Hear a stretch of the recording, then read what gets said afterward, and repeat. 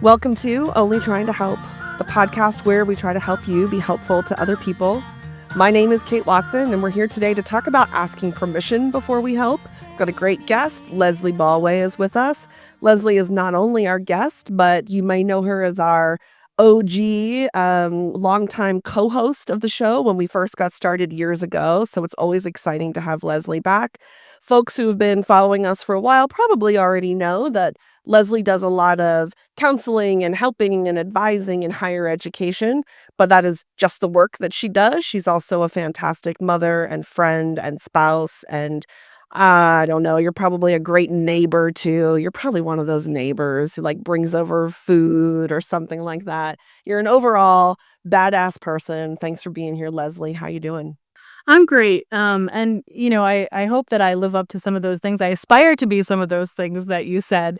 Um, but I'm great. I'm happy to be here, and I think that the most important thing I can say is that I'm trying to be all those things and more, and learning every day about how I can do better with that. Yeah. Yeah. I have a feeling you've come to the right place if you're a well-intentioned, big-hearted person who means well and is always trying to do better. That's what we're talking about here. I did send you a message saying, you and I have spoken before about this idea of like asking first before we jump in with help. And I felt like we had some good things to say about it. And yet I wonder if I have not learned my own lessons because I'm noticing myself repeating a pattern that I want to tell you about. It came up recently. As you know, I'm a stepmom. I have a stepson who lives in another state, so I don't get to see him as often as I would like to see him. But my husband sees him like every other weekend or so. So I rely on my husband to keep me posted on how he's doing. And, I'll check in. How's it going? How was your weekend? And usually, I mean, Dave, usually he says some kind of like parenting problem that he's facing, some kind of challenge, something that's stressful for him. And I have this habit, I'm in a pattern now where I tend to respond with something like, yeah, I think a lot of people feel that way. Like the way you're feeling right now, or the thing that you're dealing with, I think a lot of people deal with that. And he usually looks at me like, well, I guess he'll say out loud, all right, well, I still don't know what to do. And then I respond with something like, "Yeah, I think a lot of people don't know what to do." And, I'm trying not to give him advice, as we've said many times on the show. I'm trying not to butt in or impose my ideas. I'm trying to just validate and affirm and support him. And ultimately, he usually walks away like, not saying much or changing the subject or something like that. So I'm convinced that I'm not as helpful as I think that I am. And I did something different recently, which brings us to our topic today. Recently, we fell into this pattern again. Like, we hit Kate and Dave's greatest hits. I said the things I usually say, and he did the thing he normally does. But this time I said, "Hey, is it okay with you when I say stuff like that?" And he looked confused. And I said, like, you can probably tell that when you're struggling and you're having this like parenting problem, that I'm trying not to give you advice and I'm trying to validate you and I'm trying to affirm you and help you know that you're not the only one. And I said, sometimes I get the feeling that it's not that helpful. Is it all right that I'm doing that? And he said something like, I don't know what I need in the moment. And I said, "Well, is it all right if in the future I ask you what you want?" And so it kind of brings us back to this idea of asking first. So I've been talking a lot. Tell me your thoughts about this. Like we've talked about it before. Where does this come up in your life or how has it been helpful or not so helpful? What do you think? I mean, I feel like I replay that same exact conversation every night after bedtime. It's sort of like something crazy happened, something, unexpected. It was stressful. And then, it's just like the pause of like, is this my moment to jump in to say like, well, you know, that's why bedtime's 8:30 and not 9 o'clock. Or some other really extremely helpful words. Uh, so I think that is something that we grapple with all the time is saying like, is this your moment that you just want to vent? Um, here's a part where I feel like this can play out really well, and that is. the opening it up to say, if I start doing this and it's not hitting the right way, like, that's when I want you to actually just be like, "You know what? Actually, I thought I wanted your insight here, and I really just wanna complain," and then zone out for, like, 20 minutes before I think about anything else. Um, so that's what kind of we're working on in the world of parenting. I have a 7-year-old and a 3.5-year-old, so, I'm, understanding the parenting woes. Um, Yeah, and it extends beyond parenting. It extends into workplaces and outside of just parent-child roles and romantic partner roles. I think there are just so many times in life where we have good intentions. Heck, that's what the whole show's about, right? Like, meaning well and your heart being in the right place, and we've done 100 and something episodes about that. And yet, here I am, the person who's been talking about this and talking about this. I still find that there are these moments where I feel like the thing that I was so sure would be helpful here certainly wasn't. And I think what you're addressing, Leslie, is the permission to just say, hey, that thing that's normally helpful is not helpful right now. and I think trying to, be more aware of when that's feeling right and when it's feeling wrong is something that at least in my relationship that we're working on all the time, right? Like, what's normal, like what we would normally do, that's not always the right thing. So even when you've known somebody for 20 years, and you've fallen into patterns and you generally you're like, okay, this is what always works. There's always different circumstances that things change, that there's something else in the back of your head that's itching, and it's not the best time to go through this. Um, so I think it's really helpful to say, like, hang on, actually, I do want your insight about this, but first I need to go and, like, do something else. There's something else that's itching, and I have to go take care of that. Whether that's zoning out for a couple minutes, or it's researching the subject on my own so I feel a little bit more equipped to have the conversation, or um, even unpacking my own feelings. That's something that I feel like I have to do sometimes. It's like, "Whoa, I'm angry about this. Why am I angry about this?" I'm not sure, and I'm an extrovert, as you all know, I think.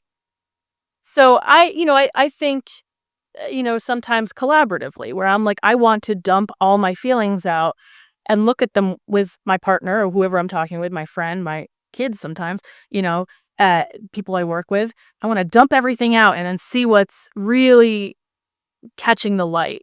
And that's not always like the really best way to do things. Even for me, even when that's my first inclination is to say, oh, let me word vomit and then circle back to figure out what's floating to the top. I've mixed every metaphor here.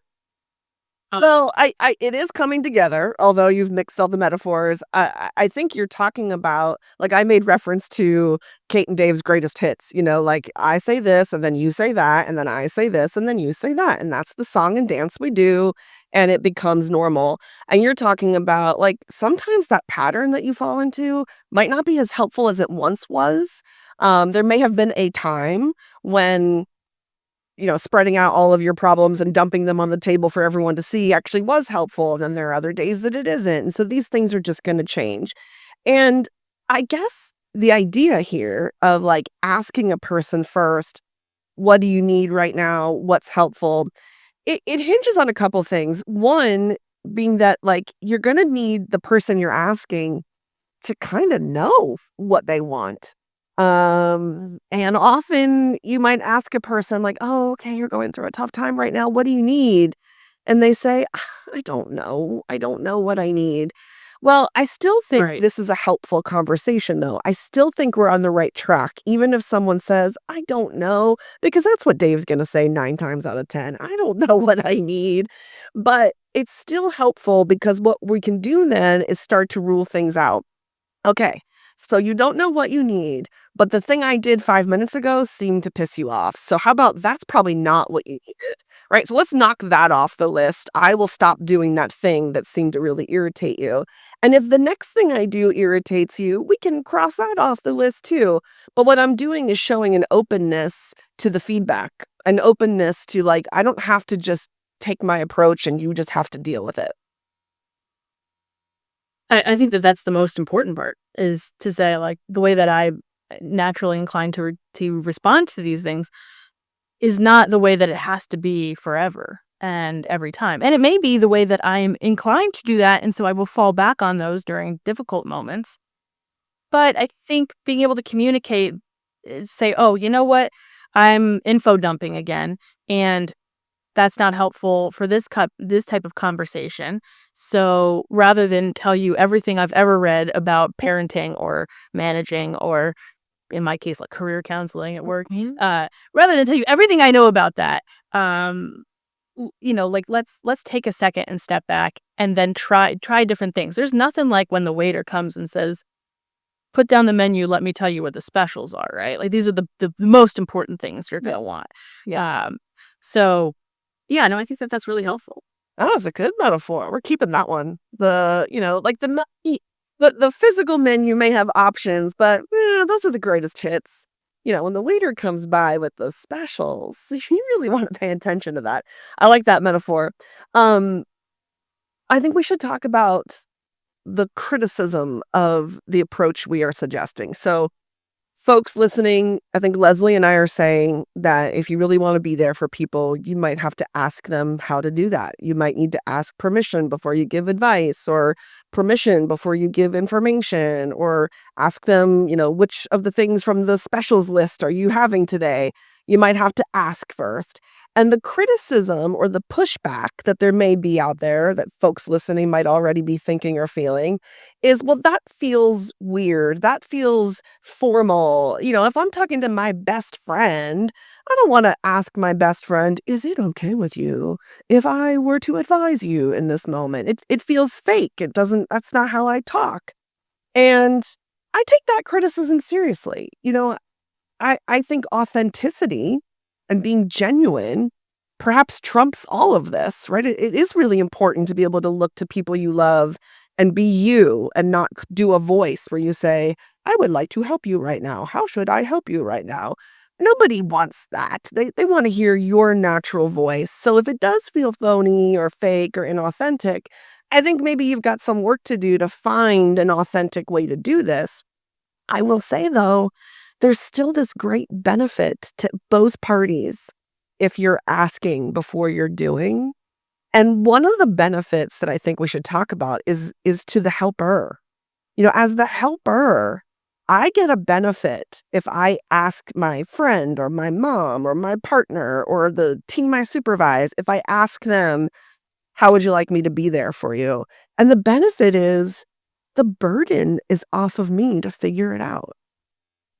What do you think about that? Well, yeah, because none of us are mind readers, right? And I think that the idea that listen, if anybody knows how to handle a situation, it is Dr. Kate Watson.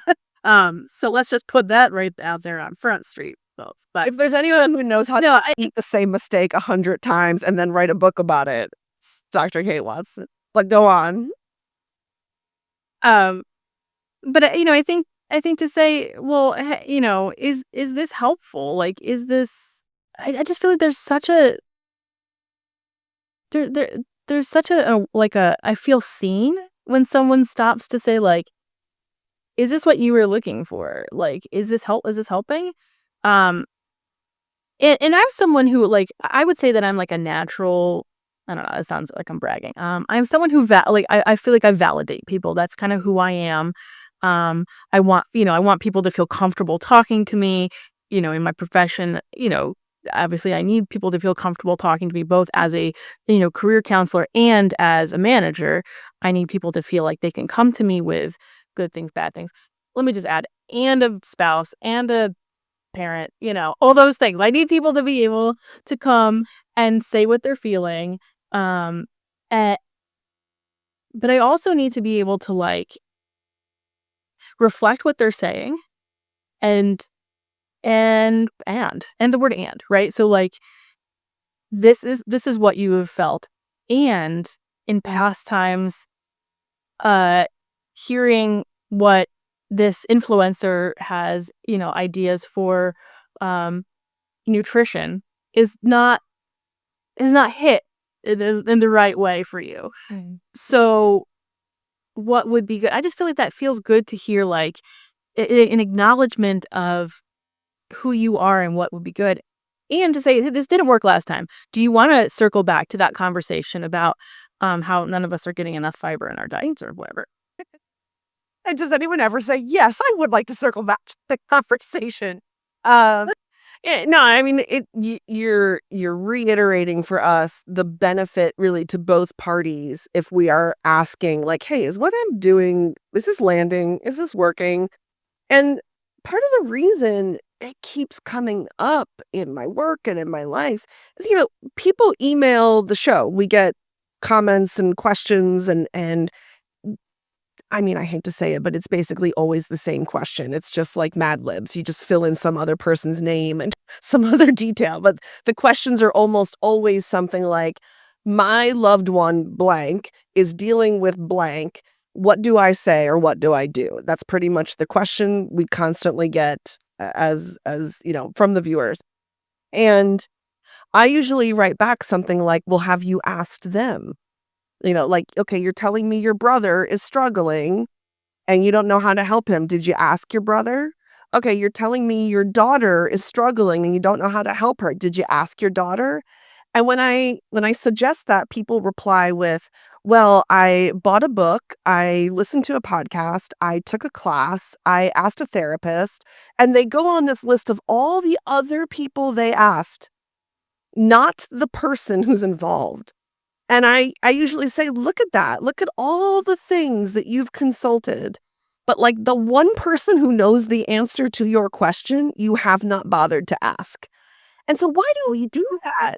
Why do we turn to, "I will read a 400-page book. I will go get a certification. I will listen to a podcast. I will go to a workshop, but I'm not just gonna ask my daughter what she wants." Why? Well, I think that's actually indicative of such a bigger issue, and that is the feeling that I must be an expert before I can help with anything. Mm. So, here's a situation. I've never known somebody that, had this X, Y, and Z situation, and therefore I have no basis of understanding of how to respond to this. And so either I can just say, "Oh, I don't know about me," or I can go and become an expert. And I think it's wonderful if you're like, "Okay, great. I'm going to read all the books and become an expert for you." And that still may not be the right thing to do and handle that situation because it's a unique situation for each person. Yeah. So I think this idea of like, I should go and do this actually stops us from just trying and saying, "Hey, like, I don't know what would be best here. Yeah. And here's some options." I really like, the idea of that, providing some options here. Yeah. I see this with my kids. Like, I'll be like, "What's wrong? Why are you spiraling out right now? What do you need?" And the answer is always nothing. Yeah. Um and so what I try to do is say, "Okay, you've told me nothing. So I'm going to do nothing because that's what you want. But in case you're just feeling overwhelmed, Mm. um, we could do this, or we could do this, or we could do this. Yeah. And because I'm the best parent in the world, this always works. You're welcome, everyone." Uh, His book comes out next year, and this is where you can find it. it solved all your parenting woes. No, but sometimes it's good, when things kind of settle a little bit, going back to saying, I could help you do this. Yeah. I could give you ideas. You could just talk. I could be quiet and we could never bring it up again. Um, Sometimes it's giving people, children, adults, anybody, just the language and the permission to ask. That's like another thing when we want to help, right? I want to do whatever it is, but I don't know what that perfect thing is Yeah. for this situation. Um, we want our loved one to say, "Okay, what I need from you is I need, you to do the laundry and the dishes." But, like, who feels comfortable asking for anything, period, whether it's the laundry or the dishes or anything. Yeah. So saying, "This is something that I am willing to contribute," or "This is an option that could maybe help," might help with, helping those moments of Dave saying, "I don't know what helps." Yeah. Um, and everybody else who does that too, which is, I think, everybody. Yeah. Yeah. Um, you're making a good point that sometimes when we ask people, "Hey, what would be helpful right now?" and their answer is, "I don't know." Sometimes that's not really true. They do know, but it's a thing they're afraid to ask for. And so that's where your list of specials from the waiter, this is the analogy I like. Well, let me show you the specials that we're offering this evening. That can be really helpful because you can say, okay, you don't really know. Would it be all right if I made some suggestions? And maybe one of the things that you're listing is the thing they were kind of afraid to ask for. Like, it would be great if you could, handle making dinner for me tonight. I know I was supposed to make dinner. I just don't have it in me right now, but maybe somebody was afraid to ask for that. If you name it as something you're offering that you are willing to do, it becomes a little easier for them to say, "That would be nice. That would be nice. Would you mind doing that? That would be great. Thank you."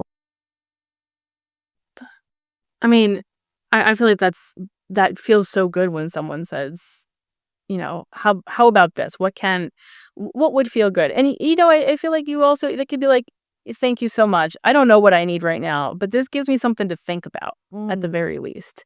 Um, when you have a real bad thing happen, people generally are like, "Okay, I'm reporting in for duty. What can I do?"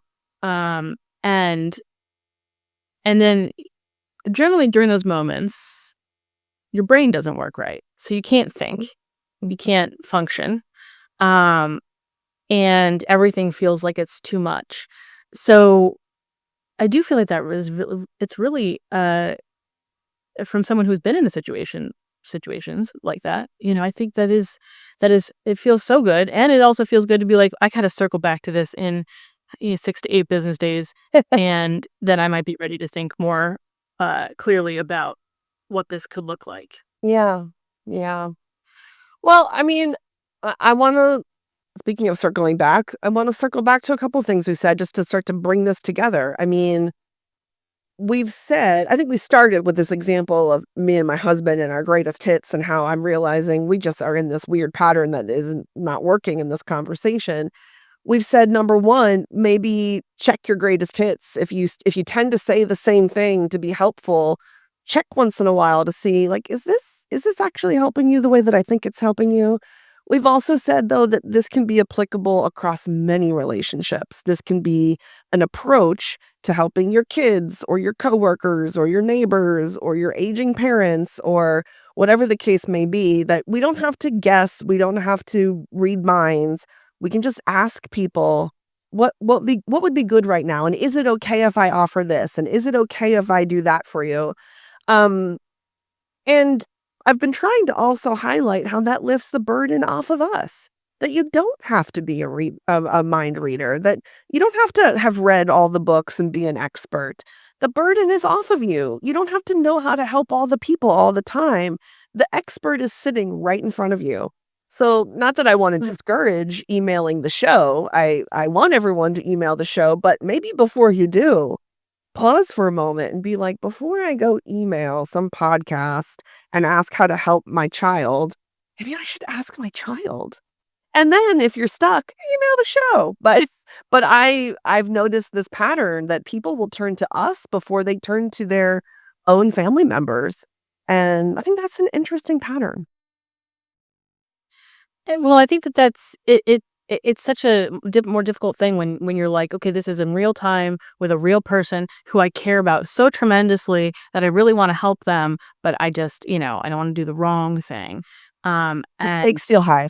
and I think that, yeah, and so it almost feels like let me not do anything because I don't want to do the wrong thing, and of course that's also the wrong thing. So it's all wrong. You might as well try something. And, I think that it a lot of times when I do this, I really do feel like the answer is, I really just wanna talk about this. Like, I need someone to listen while I work through these emotions, or to be someone that cares enough to hear me play out all of these, points of what happened in this timeline. Um, I think that's a lot of times really what people, I think, are kind of looking for, is I just wanna talk. And then you can, like I said before, like, if you, like, you punctuate that. You're like, "Okay, you know, what you're experiencing is so valid. It is so, um, it's so hard. What you're going through is harder than anything you ever should have to go through, and it sucks that you're going through it, and I don't want you to go through it, and I'm here with you with that in that. And would it be helpful if we talked about, this idea or this idea or this idea?" Um, and I think for me, like, when I'm even giving, like, feedback, whether it's as a manager or as a parent or as a spouse, um, I think that you should not that we do. We have a standing business meeting, and he better get ready for his evaluation. But I do feel like that helps us kind of, um, hey, like, that situation was crazy. I can't believe that this happened, and the kids were doing this, and then at the same time there was a thunderstorm, and then the cat was running around. This is last night. And and all these things happened. That is, just absurd that happened, and really, um you know, I wish that hadn't happened in that way. That must have been so hard for you to handle.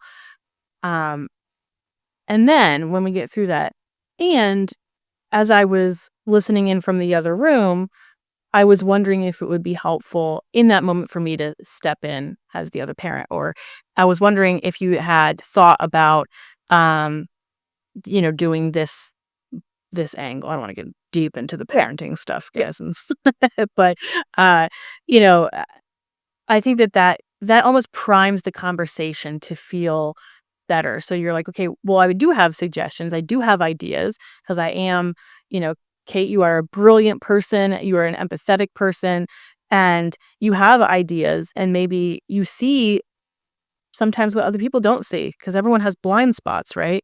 So I think it's, um, to say, like, to get to a point where you can maybe even give ideas. I really do think, like, sometimes you really do have to, like, listen and validate first, and acknowledge, I hear how hard that was, and wow, I'm with you. What a catastrophe. Um and, like, once we're through that, like, what if this happened next time? At least for me, that's how it feels good for me, is you get feedback and get different ideas of, what to do next. Yeah, it's sort of like a show that I am on your side first, and now that you see that I'm on your side, can we imagine together, let's use our imaginations about what I could have done or what you might like me to do next time, and we can play with those ideas. Um, Leslie, we are winding down, but I am just anticipating the listening audience is gonna wanna know, was your cat okay? You said your cat was running Are around. they ever? Are they ever? Are they ever? That's But a no. these moments, yeah, they're fine. They're fine. They're crazy, and they're, if they're not fed at a certain time, they're going to make their feelings about this known, and it does not matter if you're in the middle of a tough bedtime or not. All right. Well, thank you so much for doing this. And speaking of emailing the show, since I've kind of been making fun of that a little bit, folks, if you do have questions, comments, or thoughts or things that you want to share with us, you can always email the show at kate@onlytryingtohelp.com. And if it's something I can help with, I will try to help with it. And if it's maybe more for Leslie, I will send it her way. You can also follow us on social media using I was OTTH. I was OTTH. OTTH stands for Only Trying to Help. Thanks, everybody, and thanks, Leslie.